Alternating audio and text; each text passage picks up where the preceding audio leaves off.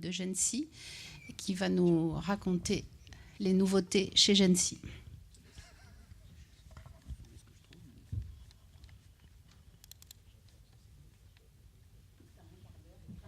Ouais, au secours, là.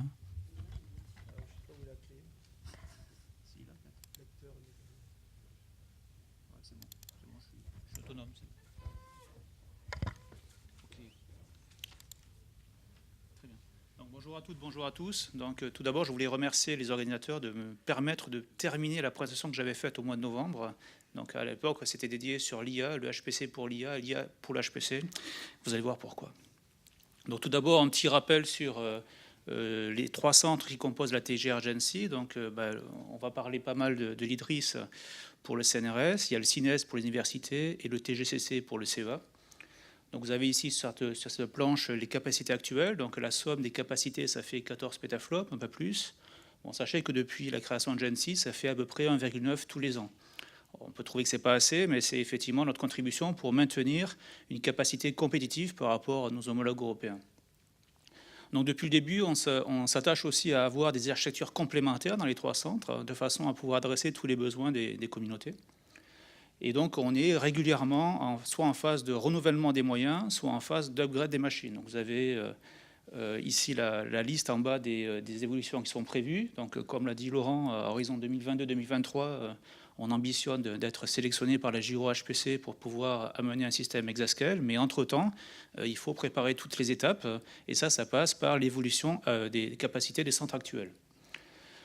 Donc au niveau des trois centres, je vais commencer par le CINES. Le CINES, actuellement, il y a une machine Atos qui s'appelle Oxygène, qui fait 3,5 pétaflops. Cette machine, on va s'en occuper à partir de la fin de l'année. On va lancer son processus de renouvellement.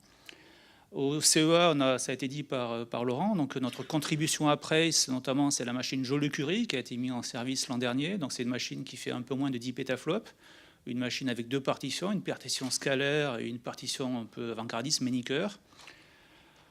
Vous avez les caractéristiques. Cette machine, elle va évoluer à la fin de l'année, donc la procédure est encore en cours. Je ne peux pas vous dire plus pour le moment, je vous en dirai plus tard, mais c'est une machine qui, au global, à la fin de l'année, dépassera les 20 pétaflops.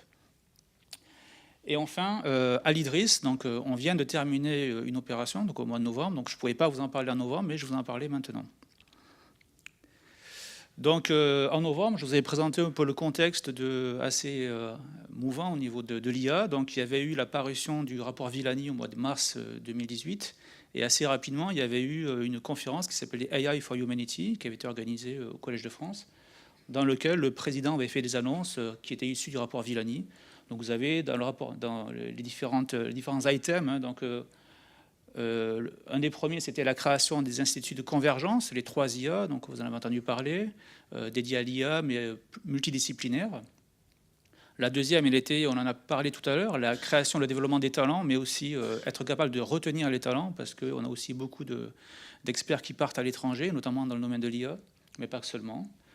Le développement de l'IA dans certains domaines assez ciblés, donc la médecine personnalisée, la santé en général, la défense, le transport, l'environnement. Quelque chose qui est assez important aussi pour que l'IA soit utilisée et reconnue, il faut qu'elle soit explicable. Et donc il y a eu aussi des travaux de recherche pour développer l'IA explicable. Ça, c'est quelque chose qui est assez général. Aux États-Unis aussi, la DARPA a lancé un grand programme sur l'IA explicable, donc que ce ne soit pas une boîte noire, mais plutôt une boîte transparente dans laquelle on soit capable de comprendre les décisions que font les algorithmes. Et la dernière, qui nous importait pas mal, c'était de mettre à disposition des chercheurs français des moyens de calcul qui leur permettent d'être aussi performants que leur homologue américain ou asiatique. Donc assez rapidement après l'apparition de ce rapport et l'annonce qui a été faite, le ministère de la Recherche, qui est notre associé principal, nous a demandé le plus rapidement possible d'intégrer des ressources dédiées à l'IA dans un appel d'offres qu'on a fait en cours. Il se trouve qu'on était en train de travailler avec l'équipe de l'IDRIS sur le renouvellement de Ada et Turing. Donc on s'est exécuté. Alors dans un premier temps, il faut voir que la demande était, dans un premier temps, avoir les gens qui développent des nouveaux frameworks, donc par exemple les gens qui vont développer scikit-learn en France ou d'autres environnements, mais dans un deuxième temps, on adressait les gens qui vont utiliser l'IA, donc Jorad Marialis par exemple, les dizaines de pétas ou les 14 pétas de données GIEC, comment pouvoir, grâce à l'IA, manipuler et faire de nouvelles découvertes. Donc ça, c'était voilà la cible. En premier temps, les développeurs, et deuxième temps, les utilisateurs. Donc on était en pleine procédure, donc il a fallu un peu se réorganiser, et c'est à ce moment-là que je dois dire que je remercie les équipes de l'IDRIS, et Denis est là, et les équipes du CNRS, parce qu'à la volée, on a été capable voilà, de pouvoir mettre plus d'experts dans le groupe, de travailler, discuter avec les équipes de chercheurs en IA, de comprendre leurs besoins, de discuter avec eux de comment ces moyens devaient être utilisés, des nouveaux modes d'accès, je vais en parler, de définir des benchmarks. Et on est arrivé à la définition de ce qu'on appelle le nœud convergé. Alors même si ça fait bondir un peu François, la notion de convergence, nous effectivement on est sur un usage convergé, c'est-à-dire des nœuds de calcul qui sont capables à la fois de faire des workloads HPC, mais aussi IA. Alors c'est à ce moment-là que je donne un bémol.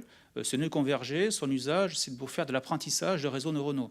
On ne fait pas toute l'IA sur ce type de nœud convergé-là. Donc les choses soient claires. C'est la cible principale de cette machine pour la partie IA. C'est le scaling du learning de réseaux neuronaux. Donc je vous ai dit, donc le nœud convergé, donc il fait à la fois du HPC et de l'IA. Une des choses dans lesquelles on a pas mal discuté avec eux, j'ai l'habitude de dire que ce n'est pas qu'un projet technique, c'est aussi un projet humain, de communautés qui doivent se connaître un peu plus.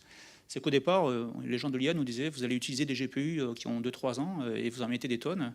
On leur dit c'est compliqué, des cartes de gamer ou autre. On leur dit c'est compliqué parce que déjà il faut l'intégrer dans une machine de production, c'est pas aussi simple que ça.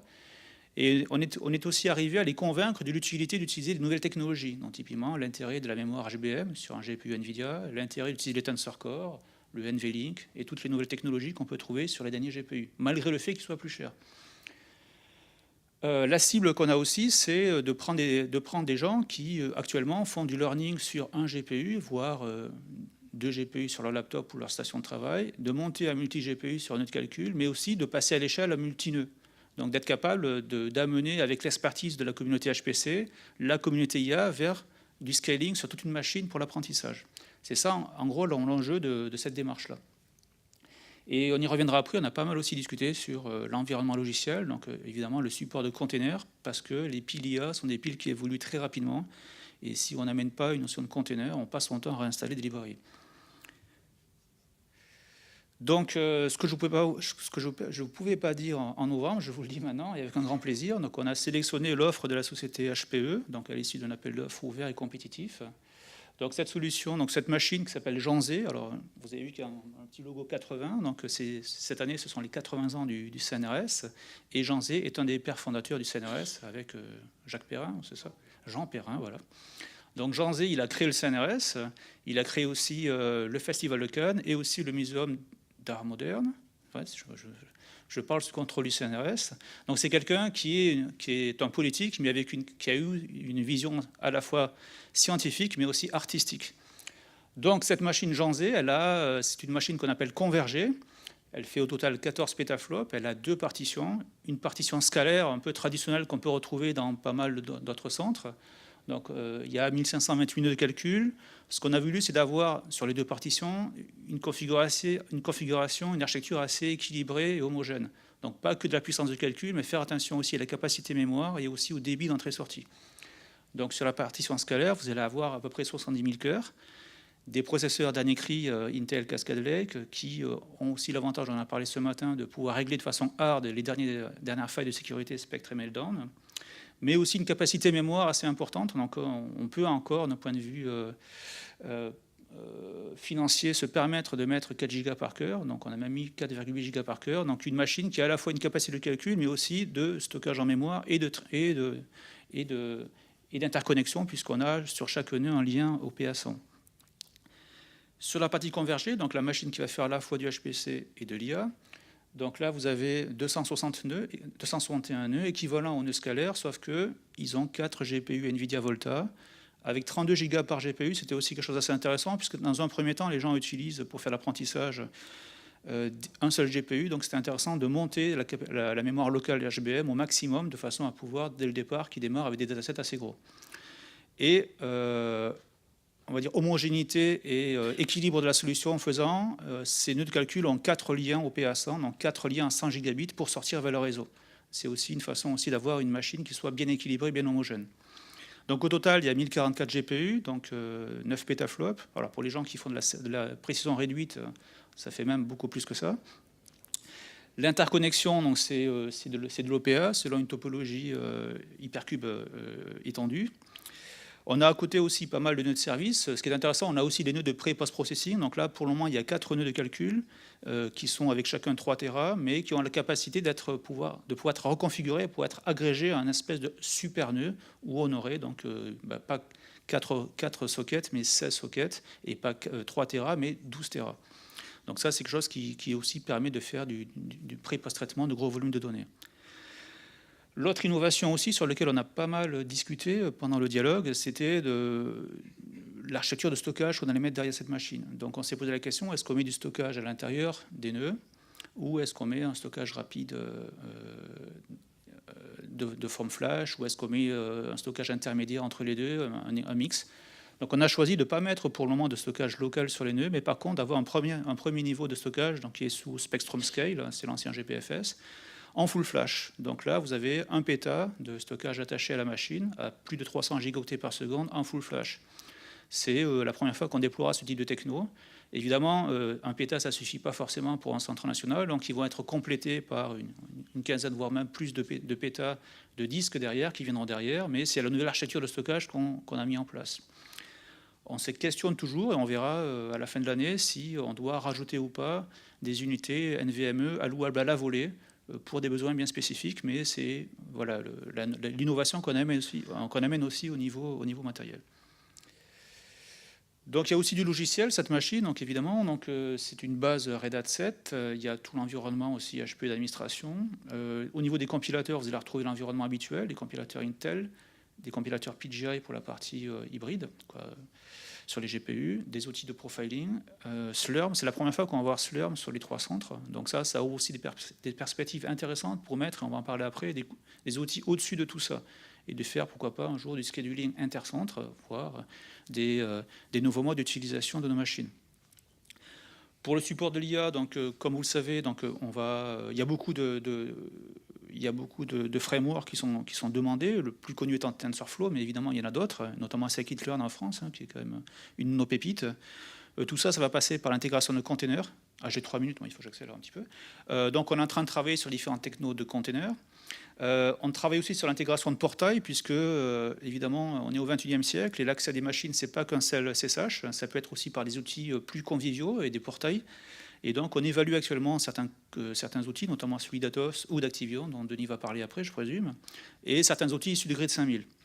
Après, quelques détails sur la bête. Donc, elle fait 30 racks, elle fait 27 tonnes. Elle va consommer autour de 1 MW en typique, et elle est refroidie par eau chaude à 32 degrés. Bon, rapidement, je l'avais présenté la fois d'avant, mais on va aussi créer pour la partie IA un nouveau mode d'accès qu'on appelle dynamique, puisque les gens qui font de l'apprentissage sont souvent en mode essai-erreur. Et donc, ils ne peuvent pas, on va dire, c'est un peu compliqué pour eux, de 6 mois ou 1 an à l'avance, de pouvoir écrire un projet scientifique dans lequel ils vont marquer les tenants et aboutissants. Donc, on va essayer, on est en train de travailler, de dimensionner un nouvel accès qui s'appelle l'accès dynamique, dans lequel on va avoir quand même les règles de sécurité qui s'appliquent du centre, évidemment, on en a parlé ce matin, mais avoir un process plus light pour la validation des dossiers. Mais ça, on y reviendra. Mais vous voyez, bon, sur ce schéma, on voit comment les utilisateurs actuels vont utiliser le DARI, qui est le mode standard, et les utilisateurs IA vont aller de façon préférentielle sur la partie dynamique, avec ce qui est intéressant de cette machine, qui est convergée, une frontière mobile sur la partie GPU. Si la partie IA n'utilise pas les GPU, la partie HPC pourra les utiliser, et vice-versa. Dans les prochaines étapes, donc la machine arrive le mois prochain, Denis, normalement, voilà, ça commence à arriver le mois prochain. On a ce pilote en cours avec les 300, j'ai oublié de le dire, mais les 300 de calcul travaillent sur les pilotes de portail et de techno. En juin, on commence la phase d'exploitance et les grands challenges, donc on va communiquer prochainement sur les grands challenges, et cette machine va être en production au mois d'octobre, au début novembre. Ce qu'on a fait, ce qui est nouveau aussi, c'est qu'on a mis en place un contrat de progrès, donc c'est la première fois qu'on fait ça avec des vendeurs. C'est-à-dire qu'on retient une partie du budget d'investissement et on dit, voilà, au bout d'un an, on vous demande de porter, là on va porter 6 applications, donc vous avez la liste, qui sont représentatives. On va les porter sur GPU en utilisant de façon privilégiée les directives, donc OpenMP et OpenACC. Et on attend au moins un facteur 4, donc au bout d'un an, on tirera en trait, on verra si c'est porté ou pas, et en fonction des résultats, soit on achètera des nœuds scalaires, soit on achètera des nœuds convergés supplémentaires. On travaille sur l'intégration des containers, donc vous voyez les containers, les portails, des moteurs de workflow, c'est important aussi, donc ça rattache ma présentation à la journée quand même un petit peu, mais c'est évident qu'il faut déployer ce type de technologie pour les workflows d'IA, mais aussi pour les workflows HPC, pour les workflows de traitement de données in situ, c'est évident qu'il faut le faire, donc cette machine va le permettre.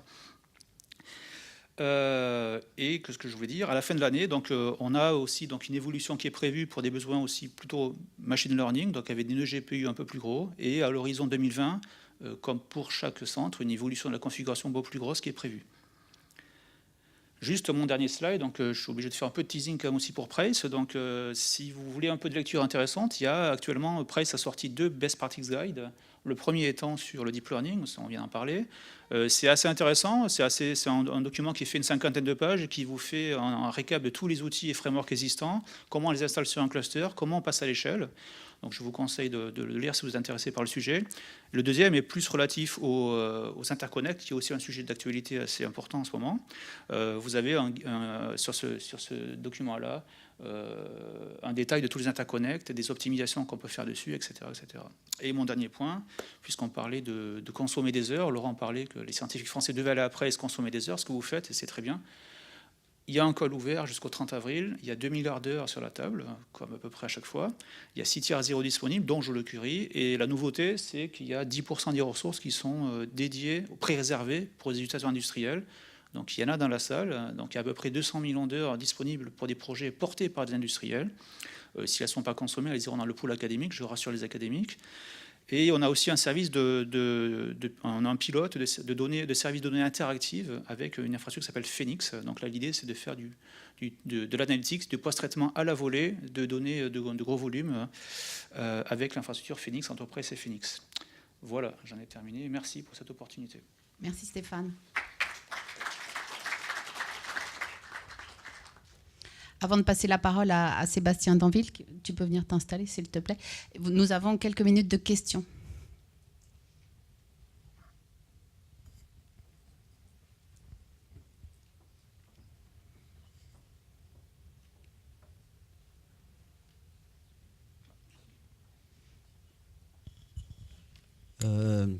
Tu nous as bien montré la nouvelle machine magnifique pour l'IA, etc.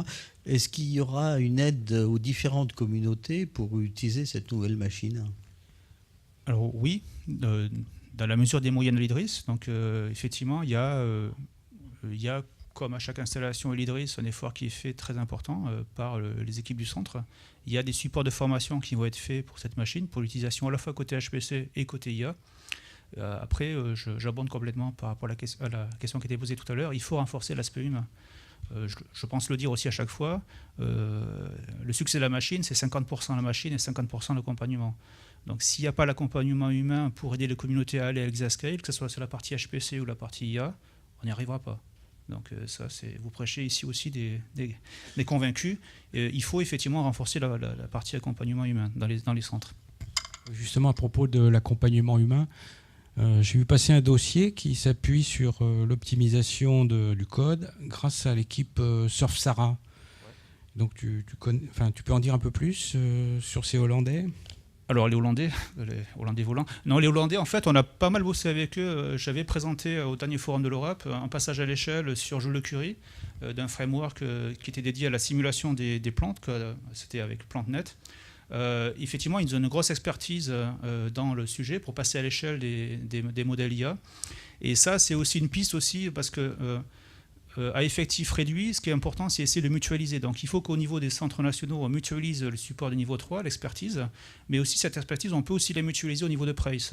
Et donc quand on a eu un problème, on a eu ce souci-là, effectivement, les gens de Surfsara ont dit « mais nous, on peut vous aider ».